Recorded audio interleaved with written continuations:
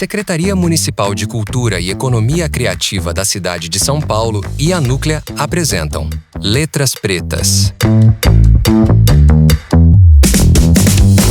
Sejam todos, todas e todos muito bem-vindos ao Letras Pretas, o programa que mergulha na literatura produzida por autores da comunidade negra, através do olhar, da escuta, da escrita de quem a constrói. Eu sou o Max, apresentador, e minha parceira mineirinha, comedora de pão de queijo, Paloma! Salve, salve, simpatia! Fala, Max! Eu sou Paloma Santos e é um privilégio estar nessa roda dividindo histórias, ideias e palavras. Hoje, nosso episódio é sobre o livro O Avesso da Pele. E quem nos acompanha nessa conversa é a pessoa preta responsável pela obra premiadíssima. Tô falando dele, Jefferson Tenório. Muito obrigada pela presença. Tudo bem com você? Olá, tudo bem? Obrigado pelo convite e vamos nessa. Muito bem, e temos também um companheiro neste programa, que é o cara que, Jefferson, ele se aprofundou na sua obra, tá sabendo tudo sobre você e vem aqui conversar com a gente. Juca Guimarães, seja bem-vindo, meu parceiro. Oi, Max, olá, Paloma, salve, salve, Jefferson Tenório, que maravilha estar com vocês aqui para apreciar em conjunto, coletivamente, uma obra que eu considero um dos livros mais importantes da década da literatura brasileira em todos os gêneros, porque é um livro que arrebatou fãs de norte e sul do país, virou peça de teatro, enfim, é uma história muito comovente e o Jefferson tem um brilho todo especial, porque ele criou uma forma narrativa muito peculiar, muito diferente, que prende o leitor, que traz para a gente vários momentos, ele traz muitas camadas da história, é uma narração muito original, muito criativa, e para mim, particularmente, pegou muito forte, porque quando eu li o livro, lá em 2021, em 2020, meu pai tinha de morrer, meu pai teve câncer, ele morreu. Então eu perdi meu pai muito perto da leitura do livro. Então foi, para mim, um encontro da minha, digamos, história com a literatura negra, com personagens negros. Eu queria começar o bate-papo com o Jefferson perguntando para ele um pouco dessa construção de personagens e ambientes. Ele é carioca, né, e fez o livro sobre Porto Alegre, que é uma cidade, um estado considerado por muitas pessoas, um estado muito racista e de preconceitos. E o livro fala muito sobre racismo também. Por que Porto Alegre? E você tinha essa intenção de ambientar o livro num espaço que fosse assim, áspero, digamos assim, para as pessoas negras? Bom, Juca, que bom ouvir teu comentário sobre o livro. Sempre quando ele chega nas mãos, né, de leitores negros, há uma identificação, né? As trajetórias negras são muito parecidas, né, principalmente no Brasil, e a escolha de Porto Alegre tem a ver com a minha vivência, né? Eu morei quase 30 anos, hoje eu moro em São Paulo, mas eu morei quase 30 anos em Porto Alegre, e nesse período eu percebi que primeiro há uma espécie de guetização, né, do povo negro na cidade. Então você vê que os bairros são extremamente brancos, né, os bairros mais centrais, e os bairros periféricos majoritariamente são de pessoas negras, né? Então isso é uma questão. E eu acho que o Avesso da Pele faz sentido mais em Porto Alegre do que qualquer outra cidade, né? Não que em outras cidades não tenha racismo, mas eu acho que em Porto Alegre a experiência negra ela se torna mais... o tratamento é mais explícito, né? O tratamento quanto às pessoas negras e principalmente no espaço público, né? Como os espaços são muito bem demarcados, né, por pessoas brancas, quando um corpo negro ocupa esse espaço, geralmente ele corre o risco de sofrer algum tipo de violência, né? Então, por isso eu escolhi a cidade de Porto Alegre para contar essa história, porque para mim faria muito mais sentido, né? Eu conheço Porto Alegre e tive uma experiência há pouco tempo. Cara, o carnaval lá era no centro da cidade. De um tempo para cá, o carnaval foi completamente para a periferia, mas é assim, para quem é de São Paulo, o carnaval era na Paulista e ele foi para a cidade de Tiradentes. Para quem é de Minas Gerais, o carnaval era na Afonso Pena e ele foi lá para o Alto do Veracruz. Eles guetizaram completamente o carnaval. E eu não conhecia muitas pessoas pretas em Porto Alegre, e eu fui no carnaval agora. Logo que acaba o carnaval de São Paulo e do Rio, O próximo final de semana já é o Carnaval de Porto Alegre. E o racismo lá é tão forte, que eles colocaram a galera lá no fundão, lotado, mais de 10 mil pessoas assistindo o Carnaval. Só que o que acontece? Completamente guetizado, completamente empurrado para a periferia. Empurrado mesmo, sem estrutura quase que nenhuma. Exatamente. Essa questão geográfica é muito importante, e nos últimos anos a gente tem visto uma criminalização também do carnaval, do samba, né? A gente tem aí um discurso de que, em vez de gastar dinheiro com carnaval, tem que gastar dinheiro com saúde, né? Como se a cultura negra não valesse nada, né? É muito complicado, é muito complexo, né?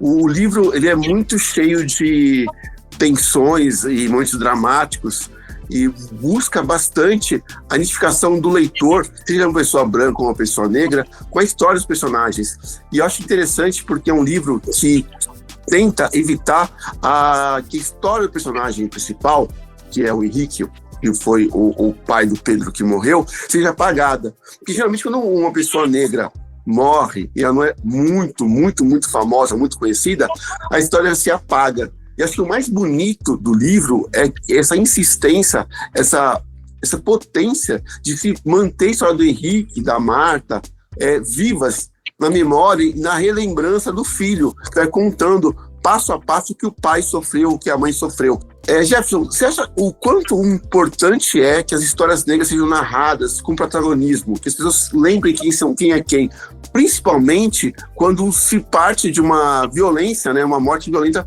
como aconteceu no seu livro, né? O Avestatelli, eu considero que, antes de qualquer coisa, ele é um livro sobre a perda, né? É sobre a superação do luto. É a trajetória de alguém que perde o pai e precisa se refazer a partir dessa perda. Em se tratando de um homem negro, e eu procurei contar a história de um homem comum, né? Ou seja, então, esse homem comum é um professor, alguém que passou por diversas violências, e justamente para mostrar que essa vida comum ela é importante de ser contada. Ela não pode ser apenas um número, ela não pode virar uma estatística, né? Então, contar a história desse pai é também trazer ele para a vida, mostrar que ele teve uma vida, um avesso, né? Para que as pessoas consigam entender a gravidade que é essa experiência negra com a violência, com o racismo, e principalmente com essa violência policial, né? Ou seja, era um tipo de personagem que não, pela sua experiência, né, a gente não acharia que ele poderia morrer do jeito que morreu, né, ou seja, um professor, e ainda assim, né, nada adiantou os livros, de nada adiantou o diploma, de nada adiantou a vida acadêmica, né, diante de um policial é só um corpo negro que precisa ser, né, executado. E com isso, muitos corpos negros estão sendo mortos de ponta a ponta do país e sendo esquecidos também, né? Histórias que não são contadas, não são relembradas. Eu gosto também bastante, Jefferson, no seu livro, das relações amorosas no seu livro, porque você demonstra ali muitas formas de amor, muitos encontros amorosos e tenciona em alguns momentos como as relações se dão também na questão racial, né? Você fez algum tipo de estudo, buscou história, porque é muito real, quem já é um pouco mais velho, teve uma vida amorosa muito, se relacionou com muitas pessoas, sente ali muitos próprios relacionamentos dentro do que você conta no livro, né?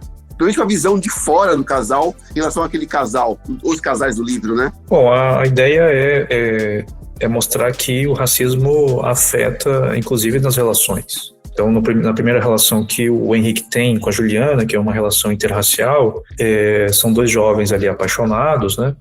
E que acham que não existe racismo e que eles vão conseguir, digamos, passar por essa barreira, né? Mas no Brasil a gente sabe que um casal interracial, um casal negro-centrado, em algum momento eles terão que falar sobre isso, né? Ou seja, não é algo que passa impune, assim, na relação, né? Talvez os casais brancos não pensem sobre isso, né? Ou seja, não é uma questão, uma pessoa branca escolher uma outra pessoa branca para ter uma relação.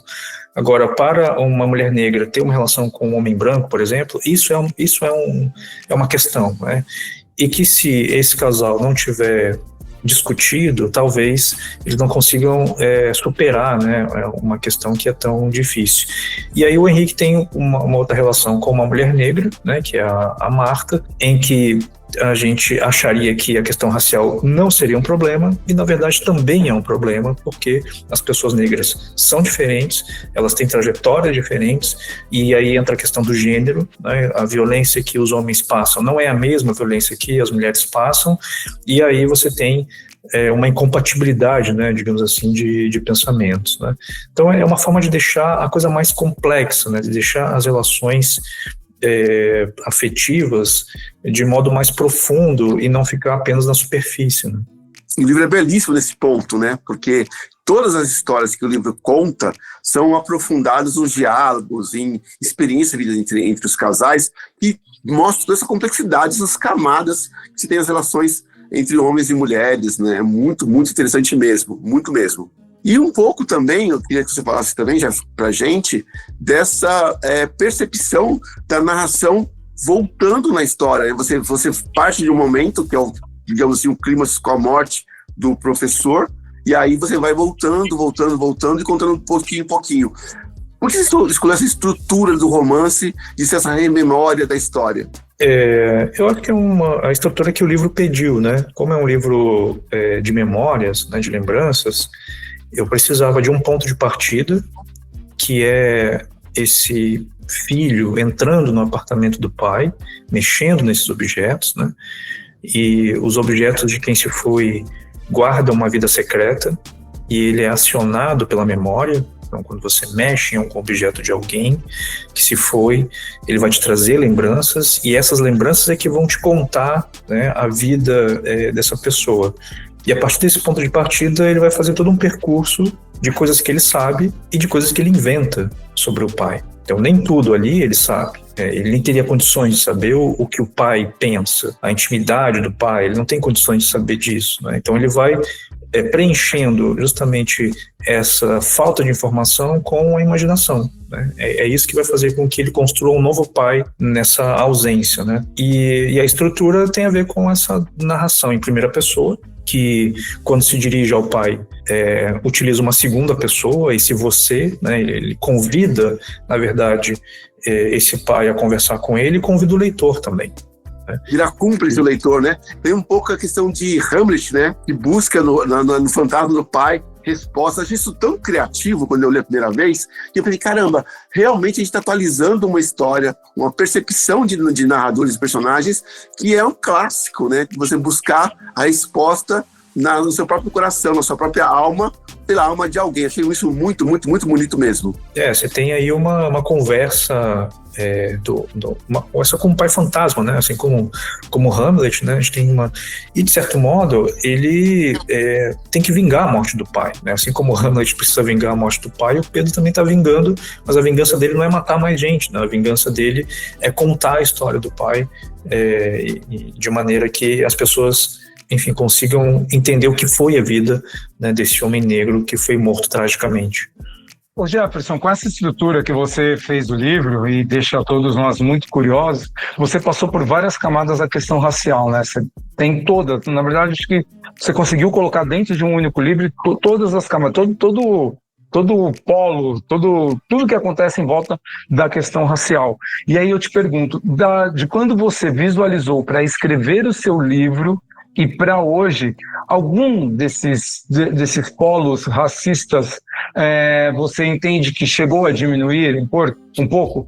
Não sei se eu me fiz entender, porque nós temos uma variante muito grande da questão racial, e pode ser que dentro daquela sociedade que você escreveu o livro, algumas coisas possam ter diminuído. Diminuiu, não diminuiu? Como você entende? Você diminuiu de ter melhorado? De ter melhorado.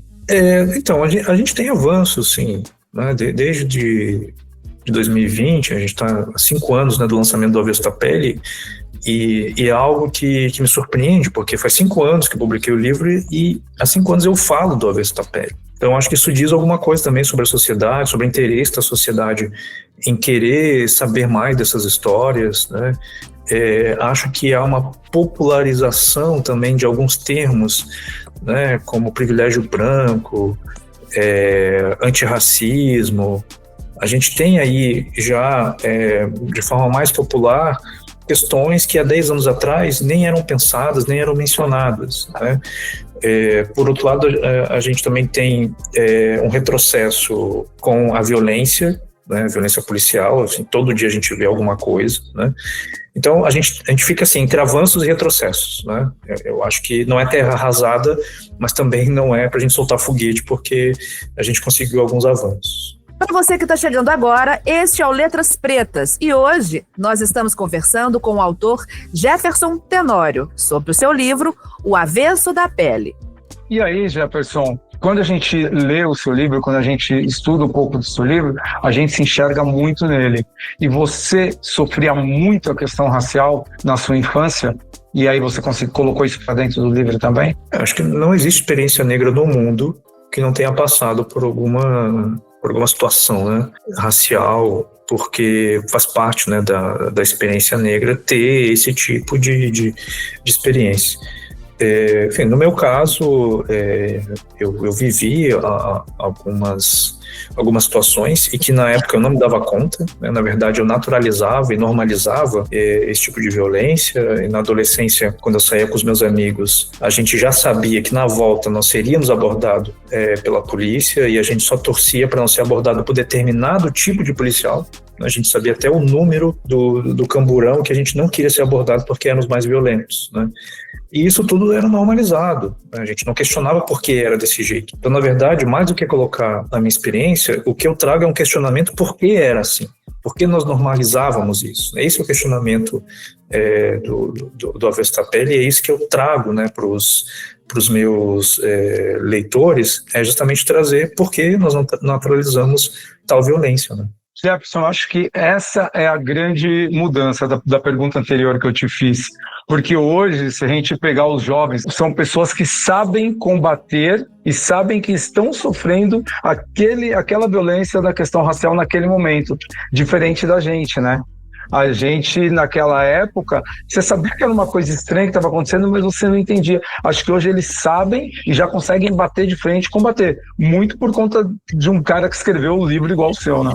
O Avesso da Pele está localizado justamente nessa geração, da década de 70, que pega ali o fim da ditadura e entra num lugar ali também de recuperação de alguns intelectuais negros, né? A gente passa pela Lélia Gonzalez, a gente vai ali na própria Carolina Maria de Jesus, né?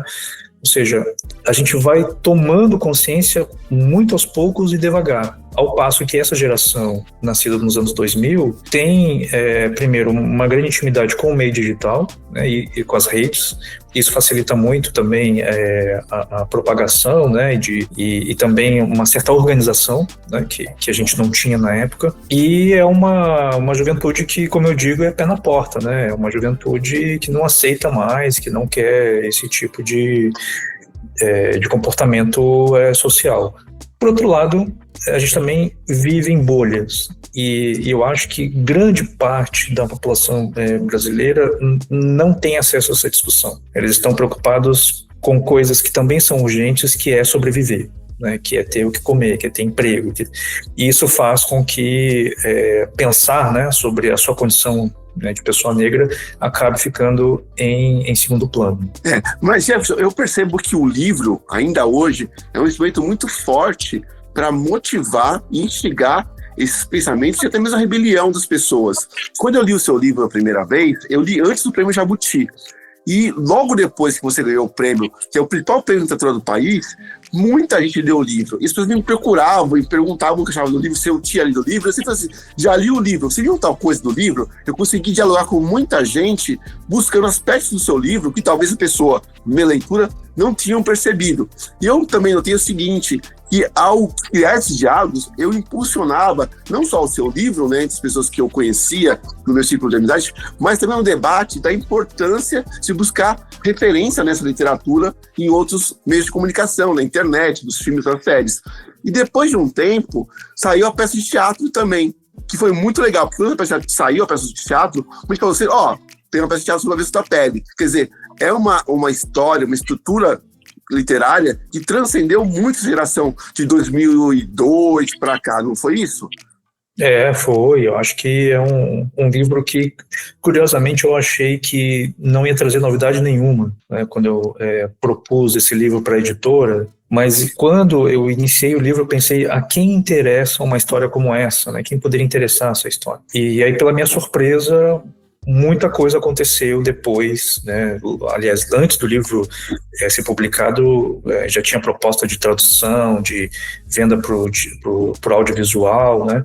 E aí eu percebi que tinha alguma coisa nesse livro, né, que eu mesmo não tinha identificado como autor, mas que os leitores começaram a ver que tinha um diálogo de diferentes faixas etárias, de classe social, né? Ou seja, é um livro que chegou em muitos lugares e eu não imaginava que o livro pudesse ter tanta repercussão. Jefferson, eu estou aqui mais de ouvinte hoje, porque quando a gente toca nas microviolências de relações interpessoais, eu, enquanto uma mulher negra, eu me identifiquei demais, porque quando me relacionei com pessoas brancas, realmente existe um racismo recreativo, que inclusive é um termo, né, relativamente novo, e como eu já sou uma mulher de 45 anos, eu já consegui diagnosticar aquelas red flags, né, aquelas bandeiras vermelhas, aqueles cartões vermelhos, e ali eu fui criando vacinas, ao ponto de me respeitar e encerrar esse tipo de relacionamento. E vocês trouxeram, né, a contextualização dos anos 80, 70, e eu vejo que de 2000 para cá a gente também teve uma aurora boreal chamada Black Lives Matter. E houve uma reflexão forçosa, tanto nossa quanto de pessoas não pretas, em relação ao antirracismo. Você acha que, de certa forma, isso deu luz a um debate e um olhar mais intenso para as relações que você cria na construção do seu livro? O que a gente teve, né, com a morte do George Floyd em 2020, né, foi um movimento forte, mundial, e que acabou trazendo uma série de discussões e que chegou no Brasil também. E aí, nesse mesmo ano, a gente teve a morte do Beto lá no Carrefour também. Eu acho que tudo isso acabou contribuindo para a gente romper com essa barreira de falar só para os nossos, né? De ter uma discussão só entre as pessoas negras e mostrar que o racismo não é problema nosso, o problema é problema da branquitude que criou esse problema. Esses eventos trágicos, né, contribuíram. O que também me preocupa um pouco, porque parece que o racismo só existe quando ele é espetacularizado. Ou seja, ou as pessoas se preocupam quando você vê explícito alguém sendo chamado de macaco, ou alguém que morre, né, na frente de todo mundo. Então, esses eventos muito midiáticos, né, e que essa repetição de imagens violentas faz com que a população, de modo geral, entenda que o racismo só acontece nesses momentos, né? E o que a literatura faz, não só o meu livro, mas livros de outros autores, é mostrar que esse racismo ele é mais sutil do que se imagina. E essa sutileza, ela concorre com esse racismo mais escancarado, né? As pessoas continuam sendo chamadas de macaco, né? E ao mesmo tempo sofrem essas violências, né, pela sutileza. Profundo, muito profundo, né? É uma reflexão que a gente tem que fazer quase todo dia, né? Sobre como que essa desigualdade não existe um marco civilizatório para isso, né? A sociedade ainda tem muita desigualdade pela questão racial que acaba atrapalhando qualquer tipo de avanço em qualquer direção. A gente travou desde 1878 com a falsa abolição, a gente travou no próximo passo, né? A construção de uma nação não foi completa e não será completa ainda enquanto se discutir as relações raciais também, né? Não é a vingança, não é uma retaliação que é o correto, mas sim o tratamento de igualdade, né? De igualdade, que isso está faltando, está muito longe de acontecer ainda. E Jefferson, fala um pouquinho sobre o que você espera. Você falou que o livro foi traduzido em outras línguas também. O que você espera do impacto desse livro em uma cultura, em um país que tem pessoas negras, mas que não tem experiência negra brasileira? Você acha que esse livro, como ele reage num público que tem pessoas negras, que sofrem racismo também, mas que não são brasileiros? O livro ele tem circulado em vários países que não têm uma experiência como a gente teve, né? Na verdade, o racismo que a gente vê, por exemplo, na Europa, ele tem muito mais a ver com a xenofobia do que propriamente com o racismo. Ou seja, o racismo ele está junto ali, mas há esse elemento da xenofobia, né, que vai para além da cor da pele e tem mais a ver com a sua origem. E, nesse sentido, há uma identificação em alguns países como a Espanha, Portugal, onde há muitos brasileiros, né? O livro foi muito bem recebido e há ali também relatos, né, de racismo, né, que essas pessoas sofreram.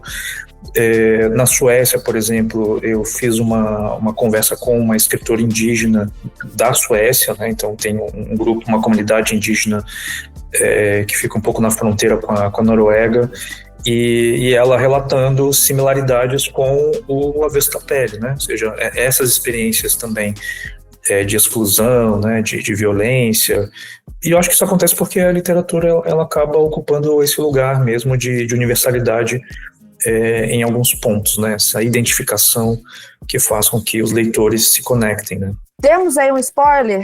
Vem filme por aí? O livro foi adquirido em 2020, né, por uma produtora. A gente sabe como é difícil fazer cinema no Brasil. O filme tem sido trabalhado desde então, a gente ainda estamos na fase do roteiro e esperamos aí que no ano que vem o Avesso da Pele comece a ser rodado, né? E, enfim, estou muito curioso para saber como é que isso vai ficar nas telas, né?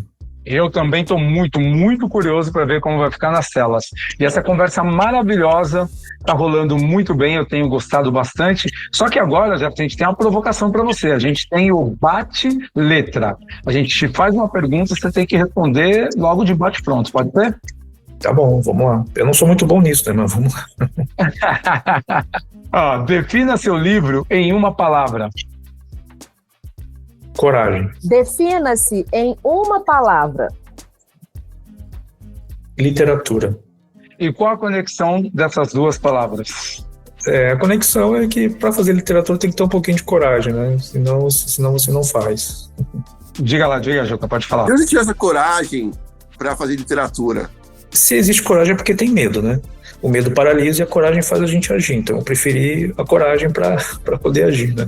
Com muita coragem, sem medo de errar, chegamos ao fim de mais um episódio do nosso programa Letras Pretas. Muito obrigado, Jefferson, pela generosidade de dividir sua escrita, seu pensamento conosco aqui. E obrigada mais uma vez ao nosso debatedor Juca Guimarães por mais uma leitura fiada, sensível e potente, meu amigo Juca. Imagina, Paloma, eu que agradeço, e para mim é muito, muito gratificante poder conversar com um autor que mudou a cara da literatura brasileira contemporânea, um livro muito corajoso, com literatura potente, com personagens de verdade e emocionante do ponto de vista narrativo, porque ele trouxe um jeito novo de contar a história. E isso é muito legal para quem gosta de livros, né? Ser surpreendido com uma narração diferente, moderna. Muito obrigado, Juca. Quero ver suas últimas palavras antes da gente fechar o episódio aqui. Fica à vontade. Não, super curti, adorei as perguntas, e é sempre bom poder falar de literatura, né? Então, obrigado aí por esse programa e vida longa. Vamos, axé, vida longa pra gente. A você que nos ouviu até aqui, fica o convite, leia o livro O Avesso da Pele. Compartilhe esse episódio, siga a gente nessa jornada. Letras Pretas é um espaço de escuta, reflexão e celebração da escrita preta. A gente se encontra no próximo programa. Até lá! Você ouviu Programa Letras Pretas, uma apresentação da Secretaria Municipal de Cultura e Economia Criativa da cidade de São Paulo, através do PROMAC, Programa Municipal de Apoio a Projetos Culturais, e da Núclea. Apoio Cultural, Shopping Pátio Paulista.